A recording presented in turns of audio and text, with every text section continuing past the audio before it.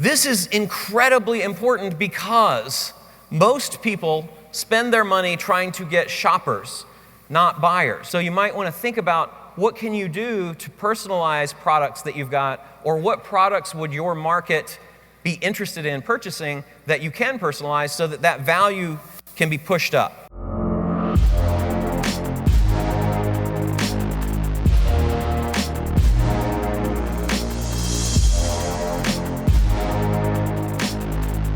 Okay, so let's start with product, right? And so I thought a graphic would help. Hopefully this will be helpful to see things. I'm a visual guy, so we start over here, and Perry does this so brilliantly with Amazon and AliExpress to find some best-selling things, see what the trends are in product, right? Then we test many for tripwires and pick one to start with, okay? And then that leads us to the tripwire, which is ideally around a $2 cost and a $10 value, so that people are very feeling like they get a really, really good value when they buy it. Then we move on to identifying a contest product that's a $500 value that we're going to give away while we're generating tons and tons of people. We're basically saying, if you participate in this contest, you have the chance to win this thing, and we run these contests, and it's been amazing at driving traffic. And then that leads us to a product line, which we've talked about, and I'll tell you specifically why it's important to have a product line, and then a membership site. And then that leads to going out and finding the things and getting them, and that's what we're doing with the co-op, right? All of that then goes to make offers. So that's kind of the first leg of the triangle. So here are the things that you kind of want to know if you're going to focus on product. Number one, you've got to choose the right product. So we do a product grid, and the very first thing that's on there, it's kind of chicken or egg with the contest product and the tripwire product. But the contest product, ideally, is $500, and you're going to test a couple of them in contests, and I'll show you the software that we use to do that, and then pick a winner.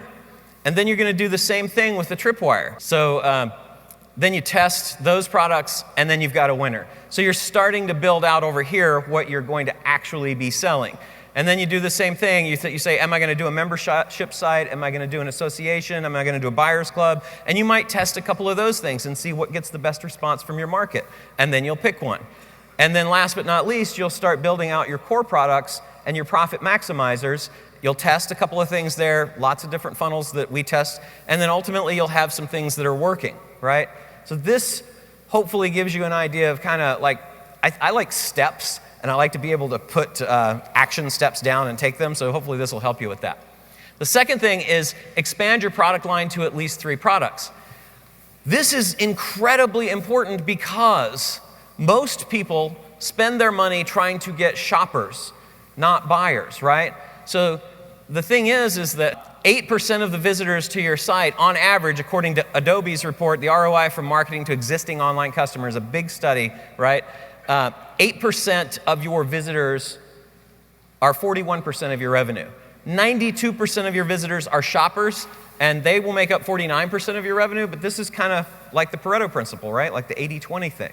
So if you have more than one product, you can go to your customers who are buying from you, who are most of your income, and you can offer them more things. That sale is so much easier to make, but it's impossible to make if you don't have a product to sell them, if you've only got one.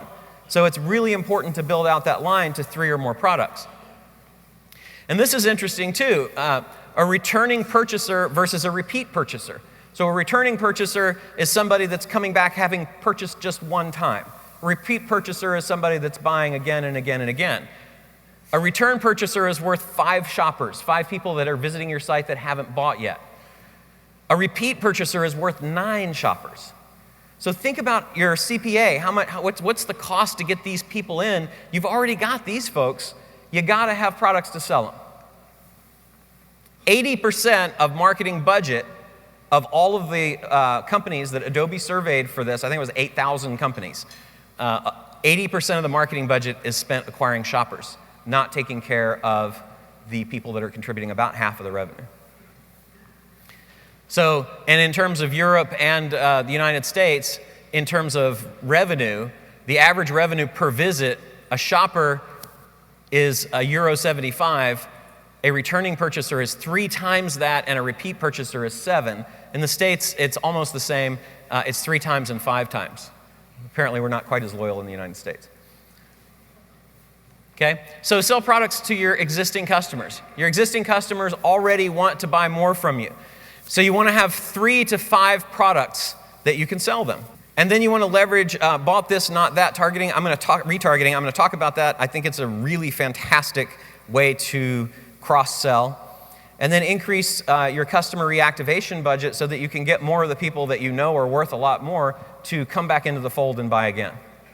The third thing is if you have a whole lot of products. How many of you have more than 50 products, more than 50 SKUs? Okay, a few people, right? So here's the challenge with that. It's great to have products that you can sell, and when you're doing these, when you're doing the analysis on what to market to the existing buyers, it's good to know what your best-selling products are so that you're offering that if they bought the number 2 best-selling product, offer them the number 1 and number 3, right? So that you're at least playing the data.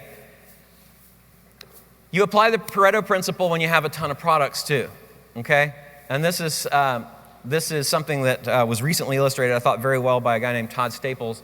And he had 270 products that he was selling, and he did the analysis of what was the percent of revenue, and he found that, I don't know if you can see that little 24, but that 24 of the products, 9% of those 270 products made 50% of the total revenue. 24 products is pretty good. And 20% of the total number of products contributed 72% of the revenue if you look at down here, right? So all of those other products that they're spending inventory on, they're carrying them, they are marketing and trying to sell and taking away from time that they could spend on the products that are selling well, is costing them money. So that's both sides of the coin. You want to have at least 3 to 5, but if you've got hundreds and hundreds and you're not a company that's ready to handle that, you might think about maybe going a little bit narrower. The next thing is personalizing products to help fight margin compression. So in highly competitive markets, price tends to go down. But if you can personalize the product so that the buyer has something that is unique to them, then you can sell it for more. As a matter of fact, you can sell it for 3 to 10 times more.